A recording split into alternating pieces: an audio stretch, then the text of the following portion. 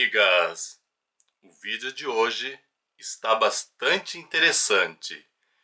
Pretendo falar sobre o filme O Exorcista, o Devoto, um filme que infelizmente foi bastante criticado e sinceramente, apesar de todas as críticas, eu amei e não concordo com essas críticas. Aliás, ao saber dos motivos pelos quais os filmes, ou melhor, o filme, foi criticado, eu, fiquei, o que se passa na cabeça desses fãs? Eu não imaginava que o povo, ao tecerem suas críticas, tivessem pensamentos tão conservadores e não se dessem conta do seu estado de espírito conservador. É simplesmente as pessoas parecem não compreender o quanto elas são manipuladas e que talvez alguns de nossos gostos não nasçam realmente de nossos gostos pessoais, de uma reflexão, mas os nossos gostos são manipulados. E isso ficou bastante evidente depois que eu assisti o filme O Exorcista, o Devoto. Esse filme de 2023 que, sinceramente, muito inteligente. Outro assunto desse vídeo que eu pretendo falar, e a minha inspiração para esse assunto, é a tábua Ouija. E a inspiração para esse assunto, sabe qual é? Simplesmente os filmes do Exorcista ou filmes de exorcismo. Aí agora, sim, podemos falar de filmes no plural. Era por isso que eu me enganei logo na primeira frase, que era para falar no singular, e eu acabei entrando no plural porque o meu pensamento está um pouquinho acelerado, porque é uma porção de coisas interessantes para falar nesse vídeo. Então eu pretendo falar, dessa tábua Ouija, e mostrar as duas tábuas que eu tenho e falar também de um objeto que é um pouquinho ignorado, que as pessoas não comentam muito quando falam da tábua Ouija. Geralmente, quando as pessoas utilizam da tábua Ouija, elas utilizam um copo, mas existe esse instrumento, que é um planchette, e eu pretendo também falar do planchette e outros instrumentos que cumprem a sua função, dentre eles o copo. E eu também tenho dois planchettes. E uma pergunta que vou deixar no ar: será que eu já fiz essa consultoria com os mortos? Será que eu já utilizei as minhas tábuas Ouijas? Gente, eu já tô até tremendo em pensar. Então, qual será a resposta? Fernando Neri, filósofo dos livros, usou a sua tábua? Ou ficou com medinho? Vamos assistir o vídeo até o final para saber todas estas respostas. Então vamos lá, vamos começar sem mais enrolação a falar sobre o filme O Exorcista, o Devoto e os motivos pelos quais eu achei esse filme super, mas super inteligente. Me desculpa, os fãs que criticaram. Então, a história vai começar mostrando uma mulher grávida, uma mulher negra, aparentemente de uma espiritualidade religiosa católica, mesmo utilizando roupas estilo afro. Aparece o marido dessa mulher no início da trama, embora a maioria das cenas iniciais ela apareça sozinha. Essa mulher ela está caminhando aí por ambientes, etc. Essa mulher grávida. E crianças a convidam para ela ir num determinado lugar e ela recebe uma bênção para o seu bebê, mas uma bênção no ritual africano. Nenhum problema com essa cena, uma cena agradável, sabe? Cenas bonitas, Mostra também o marido aí tirando fotografias. O casal tá numa expectativa muito amorosa em relação a essa menina que vai nascer. Enfim, só love, só love, só love. De repente um terremoto surge aí na trama. Essa mulher está sozinha em seu quarto. Ela mora num prédio e ela, como os demais habitantes desse prédio, sai correndo para fugir desse terremoto. Ela precisa sair do ambiente porque está tudo caindo, tudo está sendo derrubado. Só que na trajetória de descer as escadas, ela sofre um acidente. E o que me impressiona é o individualismo das pessoas, o que é algo real. Ninguém tá ligando que a mulher é grávida, as pessoas simplesmente passam por cima delas, sabe? Nessa hora é cada um por si e Deus por todos. Essa mulher, ela sofre acidente, o marido consegue entrar no ambiente, ele a socorre, mas a mulher já está numa situação bem precária. Com isso, ela é socorrida, ela vai para uma espécie de hospital, mas não é um hospital mesmo, sabe? Parece aqueles ambientes que foram utilizados como hospital no caso de emergência, porque eu acho que os hospitais também foram destruídos, não sei. Mas ela está num ambiente assim, não muito apropriado, mas com diversas pessoas feridas.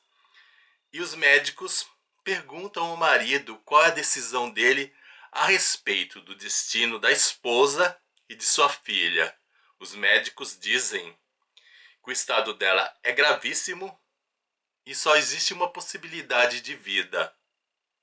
Ou se salva a criança, ou se salva a esposa. Nossa, isso me lembrou muito a novela Renascer. Mas, enfim, na hora que ele vai dar a resposta, não vemos a resposta. Não sabemos se ele optou pela esposa ou se ele optou pela criança. Mas fica evidente que a esposa, isso numa cena antes, ela quer que salve a criança. Então, ó, bem estilo Renascer mesmo. A mulher quer que salve a criança. Agora, se o marido atendeu, não vamos saber nesse princípio. Aí o filme dá um salto temporal. Já vemos a menina nasceu. Mas o fato da menina nascer não significa que o marido tenha optado ou não. Só sei que ele não carrega ódio em relação à filha. A mulher já está falecida. A menina manifesta um sentimento de saudade, de querer saber coisas a respeito de sua mãe. O pai meio que evita falar sobre a mãe, não por uma questão de ódio ou mágoa em relação à filha. Nós percebemos que esse pai é bem amoroso em relação à filha, mas fica aquela pergunta: qual foi a opção dele? Qual foi a resposta? E nós vamos entender com o decorrer da trama por que o filme não mostra a resposta do pai, mas nós vamos ter a resposta. Mas lógico que eu não vou falar porque eu não quero dar spoiler, mas a resposta a essa pergunta é muito importante dentro dessa trama. Então quando vocês chegarem na cena da resposta, vocês vão entender por que eu falei que essa resposta ela é importante. Mas enfim, o pai está numa relação amorosa, ele não quer falar a respeito da mãe com a filha por a questão da tristeza dele. Não é questão de mágoa, não é questão de ódio. É um pai assim muito presente, fica muito evidente que esse pai é muito presente. Ele conversa abertamente com a sua filha. Essa menina negra tem uma amiga branca. E eu acho que aqui nesse filme, a questão da cor da pele é algo que tem que ser bem frisado. É um detalhe importante. Às vezes o filme tem essa coisa de diferenças de tom de pele, mas assim, não é um fato relevante, embora nós sabemos que na vida real, infelizmente no mundo de hoje, o tom da pele faz com que as situações sejam analisadas de maneira diferente. Mas nos filmes nem sempre, às vezes a coisa passa meio batido, essas questões aí, raciais. Mas nesse filme não passa batido. É muito importante perceber que ela tem essa amiga branca. A menina preta, ela não tem uma religiosidade declarada, mas ela acredita na comunicação com os mortos e ela quer fazer o uso da tábua Ouija para se comunicar com a mãe. E ela sabe que no ritual ela precisa de um objeto da mãe, então ela vai à procura aí, mexendo nas coisas, vasculhando. Ela encontra um lenço que pertenceu à sua mãe e ela utiliza esse lenço como adorno. O pai vê ela com um lenço, ele nem imagina que ela quer fazer esse ritual Ouija. E ele fica um pouquinho zangado por ela ter pegado os pertences da mãe. Aí nesse sentido não fica muito claro porque essa zanga, talvez seja tristeza mesmo.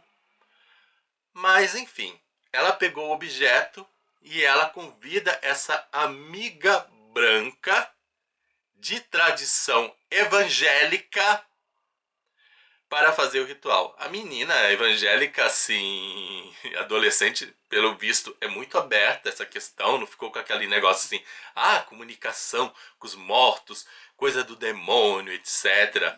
Agiu como uma adolescente, curiosidade, vamos lá, vamos fazer. E as duas saem da escola, bolam aula e realizam um ritual que a princípio é de maneira bem alegre. Só que aí as meninas desaparecem. O filme deixa um certo mistério a respeito do desaparecimento. O pai da menina preta tá atrás, ele entra em contato com os pais evangélicos e eles vão caminhando para procurar essas duas crianças. Não querem chamar a polícia, eles sabem que elas entraram numa floresta e vão aí procurando as duas crianças. Os pais da menina evangélica parece que não sabe muito da amizade, ou finge não saber dessa amizade com a menina preta. E a história vai prosseguindo aí, procura. Eles descobrem algumas evidências que poderiam detectar onde essas meninas estão, mas são evidências rasas. E por esse motivo, o que vai acontecer? Eles resolvem chamar a polícia meio que tranquiliza, fala que é uma coisa de... que essas fugas é coisa de adolescente, é da idade, mas que eles estão aí procurando. O pai evangélico se revolta um pouco mais com a situação. A mãe evangélica fica triste, mas ela está mais tranquila. E aí ocorrem coisas que são normais de pais preocupados. 3 dias depois, essas crianças, essas adolescentes são encontradas num local escondido. Esse local escondido, elas não sabem por que elas foram parar ali. Elas não têm muitas lembranças do que ocorreu no ritual. E ao mesmo tempo o filme vai mostrando o dito cujo, que vocês já sabem de quem eu estou falando, se manifestando nessas meninas. Mas elas estão no hospital, mas separadas, em quartos separados, estão sendo examinadas, fazem exames. Não mostra na menina branca, mas mostra na menina preta que existe esse exame para detectar se ela permanece virgem, se ela não foi abusada. Nesse sentido aí, eu estou evitando usar determinadas palavras porque essa plataforma coloca uma certa censura, mas eu acho que vocês já captaram qual é a palavra, né? Especialmente quando eu falo abusada. Então é uma investigação para saber se ocorreu ou não. E o dito cujo começa a se manifestar, mas de maneira bem discreta. Os pais não têm nenhuma percepção. Com o decorrer da história, a trama meio que separa as duas meninas. E nós vamos vendo as manifestações. As manifestações com a menina preta começam a adquirir um tom bem agressivo. As manifestações já com a menina branca são mais suaves. Porém, apesar dessa diferença que dá a entender, nossa, eles estão meio que avacalhando com a menina preta. A princípio, para mim, me pareceu um tom racista.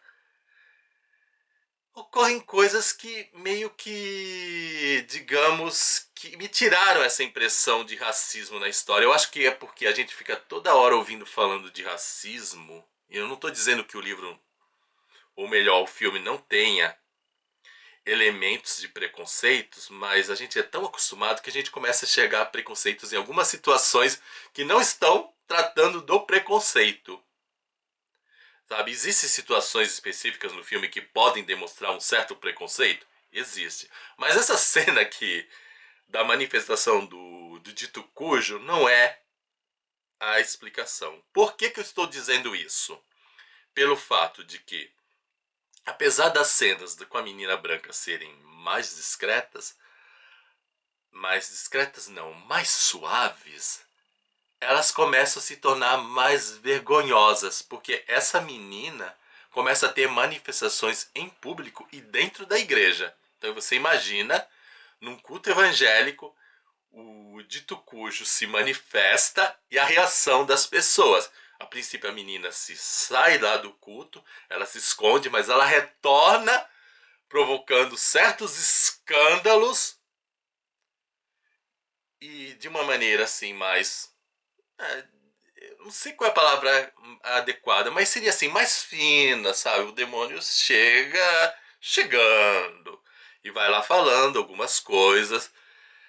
É uma cena visualmente horrorosa, mas aí vai. Nesse sentido, os pais já começam a ficar preocupados, eles entram em diálogo para saber o que está ocorrendo e assim, a mãe tá nervosa? Tá, a mãe da menina evangélica, mas ela tem assim certeza que é uma manifestação do espírito do mal e que elas fizeram alguma coisa que abriu a brecha.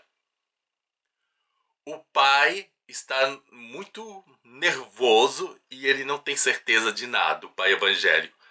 E o pai da menina preta, nós vamos vendo que ele é cético, ele não acredita em nada, mas ele começa a ficar desconfiado que alguma coisa errada está acontecendo. Eu acho que ele está levando mais para o lado psiquiátrico. A realidade é que não dá muitas informações sobre o que realmente esse homem preto está pensando a respeito desses acontecimentos. Mas o tom de preocupação ocorre.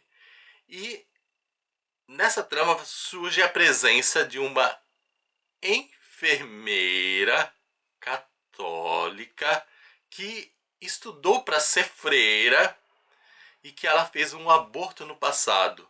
Essa enfermeira já havia aparecido em cenas anteriores, mas não numa cena destacada. Era uma vizinha aí do homem preto. Então ela conhecia a menina preta e ela começa a conversar e ela entra mais em contato com o homem que ela conhece, esse homem preto, pai da menina preta, e mostra um livro da Cris, que é a mãe da Regan, personagem do primeiro filme O Exorcista. E ela fala de algumas coisas aí, sugere que ele procure a Cris. Ele fica meio perturbado, dizendo que as pessoas têm esse péssimo costume de tudo que é bom é Deus, tudo que é mal é do diabo. E ele não fica muito à vontade com essa mulher, mas ele acaba pegando o livro e vai visitar a Cris. Com todo esse desenrolar da história, as pessoas vão meio que querendo trabalhar melhor a possibilidade do exorcismo e surge um exorcismo bem diferente. Diferente em que sentido? Nos filmes de exorcismo nós vemos sempre a presença católica. E nesse, na hora que vai começar esse ritual do exorcismo, nós temos algo que é a inclusão religiosa. Então nós vamos ter um ritual de exorcismo com um padre católico, uma mulher da religião afro, coisa que eu nunca vi, um pastor evangélico aí trabalhando com um padre católico e aceitando de boa, e aceitando a presença de ritual afro no exorcismo? Difícil. Mas nesse filme ocorre. Presença dos leigos nos rituais, diga-se de passagem, se vocês lembrarem aí do primeiro filme Exorcista, a mãe aparece, mas na hora das sessões mesmo de exorcismo, a mãe da Regan ela é excluída. Não tem a presença laical. Mas nesse filme, os pais fazem parte também do ritual, entra a freira e, por último, uma surpresa. O padre não vai para o ritual. E eles ficam assim meio preocupados. Mas como assim um ritual de exorcismo e não tem a presença de um padre? Mas eles resolvem fazer e a mulher que foi quase freira, ela entra no ritual com uma presença da Igreja Católica. E nisso, acaba que o padre desobedece a ordem da igreja e entra. E as coisas vão rolando de uma maneira assim que tira muito a força da Igreja Católica. Eu não vou entrar em mais detalhes. Por que esse filme foi criticado? Justamente porque a proposta do filme O Exorcista, O Devoto, é ser uma continuação direta do filme O Exorcista lá de 1973. Esse filme, ele prometeu ser o primeiro filme de uma nova trilogia que iria continuar esse filme antigão. Não sei se a trilogia vai vingar por conta dessas críticas, mas a proposta era essa. Os fãs criticaram justamente porque, quando se fala exorcismo, se pensa na presença católica, eles estão acostumados com isso. E justamente o filme ele quebra esse negócio, o poder da Igreja Católica, e faz essa inclusão religiosa. E é engraçado que, geralmente, as pessoas da atualidade, o que elas reclamam dos filmes? Falta de representatividade, falta de inclusão religiosa, da coisa ser muito moldada na maneira tradicional. E de repente vem um filme com essa proposta que mostra um exorcismo com caráter ecumênico, gente. É diálogo interreligioso, ou seja, aquele diálogo em que há presença africana, religião afro, sendo que nós sabemos que as igrejas católicas evangélicas sempre criticaram as religiões afro, dizendo que tudo lá era manifestação do demônio, o pastor aceitando de boa o comando de um padre católico. Então isso é realmente inovador. Achei que talvez na presença de uma religião afro a coisa ficou um pouquinho fraca, um defeito, porque não mostrou muito atitude dessa mulher. Mas eu não sei se ela não teve atitude ou se faz parte do ritual afro de exorcismo, de libertação de espíritos malignos, ficar ali parada num silêncio. Pode ser que seja parte de um ritual. Mas em compensação, se for parar para pensar, os rituais católicos mostrados em diversos filmes também não são bem trabalhados.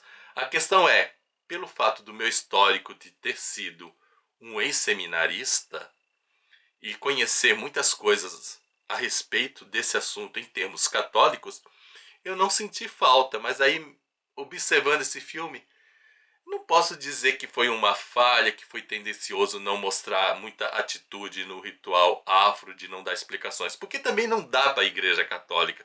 Acontece que eu naturalmente fui preenchendo as lacunas.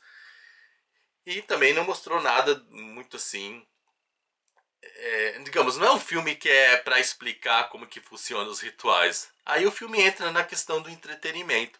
Mas é um grande avanço colocar esse diálogo interreligioso.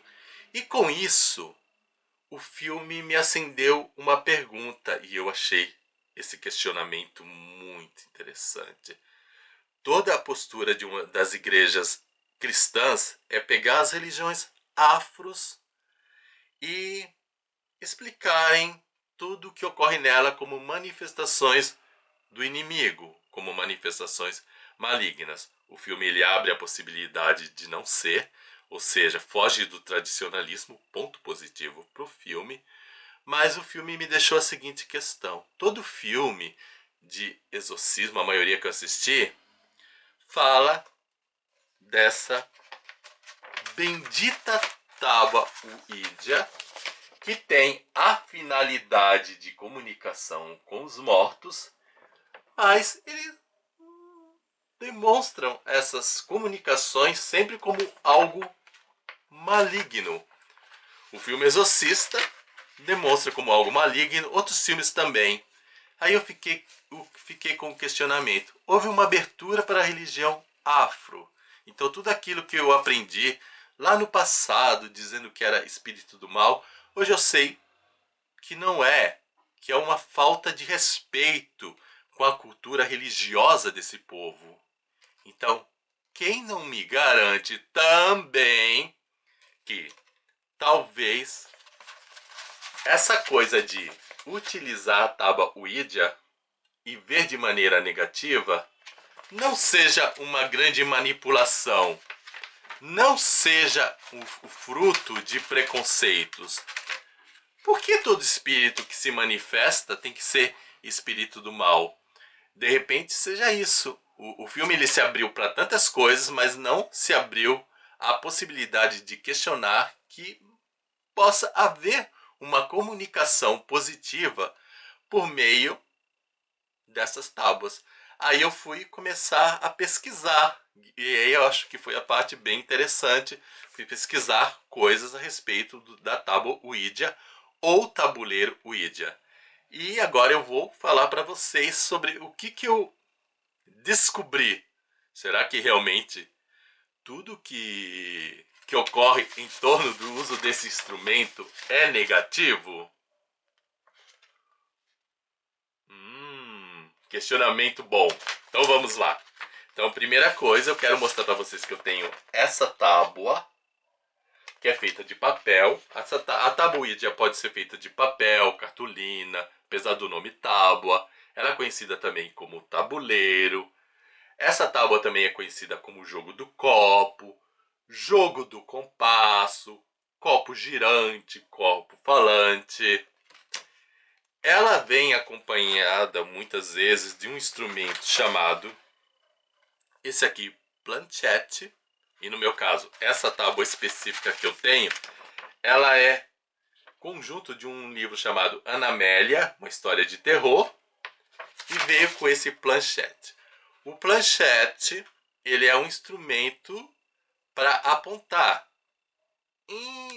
A rigor ele significa tábua, então o planchette deveria ser de madeira e ele aponta, ele faz aquela função do copo. Na realidade o copo é secundário. O que deve ser utilizado mesmo é o planchette. E vou mostrar para vocês a minha outra tábua Ouija. A minha outra tábua Ouija, ela vem dentro da folha de guarda desse livro, O Exorcismo. E para quem não sabe, esse livro, O Exorcismo, do Thomas B. Allen, ele é a grande inspiração para a história do filme e o livro O Exorcista, do William Peart Blatty. E na folha de guarda nós temos a tábua Ouija. E é nas duas folhas de guarda, tanto naquela que seria na capa e na contracapa. E veio com esse planchette que é feito de papel. Deveria ser feito de madeira, mas ó, tá aqui o planchette. Então eu tenho duas tábuas Ouija. O nome Ouija, ele, segundo dizem, ele surgiu da fusão de duas palavras que significam sim. Oui, que é do francês oui, e ja, que se escreve já, mas se lê ja, do alemão. Então, oui, ja.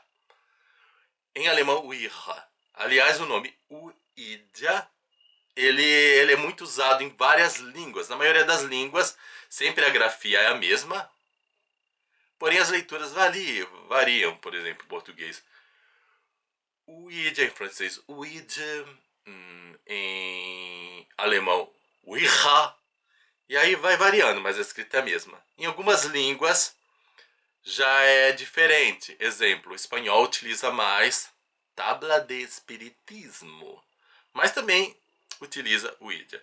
O Ouija ele acabou sendo um termo patenteado, então existe uma empresa que patenteou esse nome, Ouija, que é essa construção do francês e do alemão. E por isso algumas pessoas preferem também não utilizar. Então elas utilizam jogo do copo, tábua de comunicação com os espíritos, para evitar essa coisa do marketing. É aquela coisa que ocorre, tipo, amido de milho. A gente chama de maisena, mas maisena é uma marca. Então o Ouija hoje é uma marca, não é bem o nome. Olha que interessante saber disso. E a outra versão para o nome dizem que não tem nada a ver com Wi e Já. Mas eu não gostei muito dessa versão. Mas o fato de eu não gostar não significa que ela não seja verdadeira. Segundo dizem, uma pessoa chegou e perguntou ao espírito: qual é o nome dessa tábua? A pessoa que teve a inspiração. O espírito chegou e falou Ouija. Soletrou Ouija e ficou Ouija. Sei lá, pode ser, pode, mas eu achei muito fraco. Sobre a questão dos preconceitos, gente, é muito difícil a gente encontrar relatos verdadeiros, históricos, a respeito do uso dessa tábua. E eu achei os relatos bem tendenciosos. Pessoas espíritas acreditam que pode haver comunicação positiva e as pessoas fora desse padrão dizem que é sempre coisa do demônio. Então, eu não sei o que ocorreu na história. Talvez isso são desconfianças minhas. Talvez a força do opressor de não querer mostrar o lado positivo veio tão forte que abafou essas histórias. E eles não conseguiram fazer isso com as religiões afros, por isso nós temos mais respeito. Mas em relação ao uso da tábua, infelizmente não tem uma resposta positiva ou negativa. Porém, existe uma explicação que eles atribuem a Allan Kardec. A explicação me pareceu um tanto coerente. Qual é a explicação do Allan Kardec a respeito do uso dessa tábua? Ele diz o seguinte, que a maioria das pessoas, quando fazem uso desses recursos de comunicação com os mortos, dessa tábua Ouija, elas vêm com um espírito leviano, um espírito não muito amadurecido. Elas utilizam de meras curiosidades, elas não têm questões realmente importantes, e por estarem nessa sintonia baixa de curiosidade, de leviandade, elas acabam atraindo espíritos zombeteiros, espíritos ruins, espíritos levianos. Não é que o objeto nos conduza a conversar com espíritos do mal, mas é a pessoa ou as pessoas que fazem esses rituais que estão numa sintonia ruim. Achei coerente essa resposta. Por isso, Allan Kardec, segundo essa explicação, ele não recomenda que se faça essa comunicação com os mortos por meio dessa tábua para evitar problemas. Assim, é tipo, vai com cautela, não é que seja proibido, mas não vamos fazer, porque talvez você seja influenciado por uma curiosidade boba, aí vai atrair uma coisa muito ruim para sua vida, porque você não está numa sintonia legal. Boa resposta. Mas, apesar de achar coerente a resposta, eu não acho que o Allan Kardec tenha falado isso. Por que essa minha desconfiança? Desconfiança, gente. Até aqui eu estou dizendo que eu não tenho nenhuma prova concreta. Mas por que eu acho que não, que ele não falou isso? Porque se ele acha que as pessoas fazem esses rituais com espírito liviano, como é que ele fazia parte de outros tipos de sessões? Sessões com mesa espírita, que se invocavam os mortos. Nós sabemos, isso historicamente falando, que Allan Kardec ele não tinha o dom da mediunidade, mas ele era um estudioso. Então ele participava dessas sessões e ele, tudo que sim, todo o material dele escrito não foi escrito a partir de uma mediunidade própria, mas através da observação, ou seja, ele foi um cientista do espiritismo, na realidade, bem a ver. Então, sei lá, seria, eu acho muito incoerente um homem que participava de sessões que estudava, permitindo não se importar que essas pessoas estivessem fazendo uso leviano, simplesmente não recomendar a Tabu Ouija. Mas eu acho que a história, a explicação, que para mim não é dele, ela faz sentido. Isso é explicação, sim. E por esse motivo, eu, agora, na atualidade, não faria essa sessão. Porque eu acho que eu não estou numa sintonia adequada para estabelecer esse ritual. Então, acredito, se eu for fazer, vou atrair uns espíritos bem zombeteiros, isso não vai ser legal. Agora, no passado, já fiz? Não, gente, eu nunca fiz. Eu tive muita curiosidade de fazer esses rituais, especialmente quando eu recebi esses materiais aqui, né? Recebi tudo isso, assim, bem prático. Tive vontade de fazer, mas eu não fiz por diversas questões. Um pouco de medo, um pouco de faltar a uma ocasião correta, um pouco porque eu queria fazer com um grupo e não tive ninguém para fazer comigo. Então eu fui evitando. Eu não diria que era um pensamento, não vou fazer, mas eu fui procrastinando. Eu não estava nessa coisa, não vou fazer esse ritual. Mas eu pensava, vamos adiando. Hoje, diante desses fatos que eu tenho visto, acho melhor não fazer. Pode ser que eu mude de ideia? Pode ser. Opa! Interrompendo a minha gravação original para dar um aviso. E aí já aproveito para testar essa iluminação com a luz do dia, sem luzes, etc. Quem sabe isso fica bom e seja uma nova maneira de gravar. Mas enfim, no vídeo original eu esqueci de dar uma informação que eu acho que é bastante relevante e por isso essa interrupção. Existe um motivo pelo qual a menina, a garota preta, ela chama a amiga branca. Não é somente por uma questão de amizade, aquela coisa de adolescente, curiosidade, e pelo fato dessa menina branca ser a melhor amiga dela.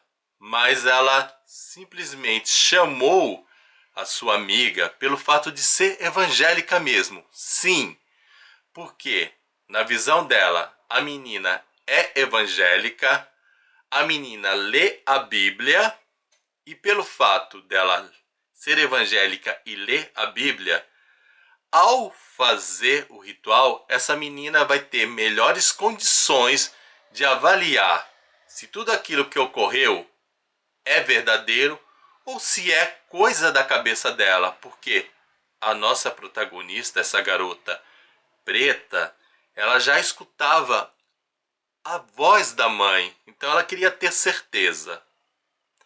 O que eu acho disso? Minha opinião a respeito disso é essa menina meio que tem uma escolha que é dada pelo modo tradicional, o modo de ser cristão.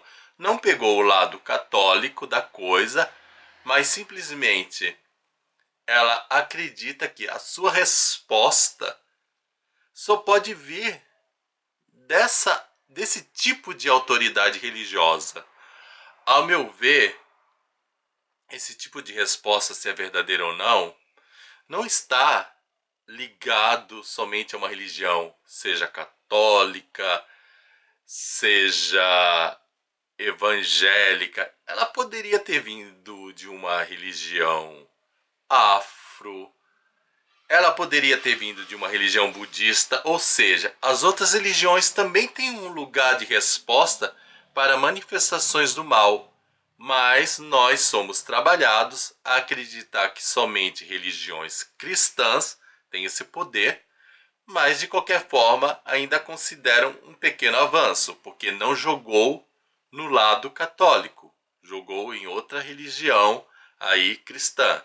Mas para mim, para a coisa ficar perfeita, o ideal seria pesquisar. Apesar da menina, o filme não trabalhar nessa perspectiva mais global, eu achei interessante o filme mostrar isso, porque geralmente a realidade é essa. O ideal é que seja global, mas a nossa realidade ainda não está sendo realizada de maneira global. Ainda ficamos sempre somente no caso de uma só religião. Então tá aí, reflexão interessante. Agora vamos continuar o nosso vídeo e também aproveita aí e comenta o que vocês acham sobre isso que eu falei. Bem aberto a nossa comunicação. Fui! E é isso, gente, que eu tenho para falar, porém preste atenção, não vá embora ainda, mas eu gostaria de deixar para vocês algumas questões. O que vocês acham a respeito, o que vocês pensam sobre a questão da inclusão religiosa que ocorreu no filme O Exorcista Devoto? Vocês enxergam como eu um elemento positivo? Ou vocês acham que isso estragou a franquia, porque no primeiro filme mostra lá a coisa poderosa, então eles deveriam ter apelado para o lado católico? Positivo ou não essa inclusão religiosa? E a outra questão é: o uso da tábua Ouija deve ser feito ou deve ser evitado? Vocês estão nesse pensamento mais tradicional que diz a coisa do dito cujo, ou vocês acham que sim, tem que fazer, que há possibilidade realmente de ter um benefício, de falar com pessoas de verdade? Ou devo utilizar o conceito, a explicação, o conselho atribuído ao Kardec? Não tem problema, mas não faz porque pode dar ruim. Essa é a questão, ó. Você vai fazer com uma sintonia baixa, então você não está preparado. Diz aí para mim nos comentários. E é isso que eu partilho com vocês e esses são os questionamentos. Portanto, agora posso terminar esse vídeo com o meu famoso bordão. Então, gente, é isso. Espero que vocês tenham gostado. Não se esqueçam de dar o seu joinha, nem que seja por caridade. Afinal, copo d'água. Nossa, copo d'água é usado como planchete, gente. E um joinha não se nega pra ninguém. Tchau pra vocês e até o nosso próximo vídeo. Fui!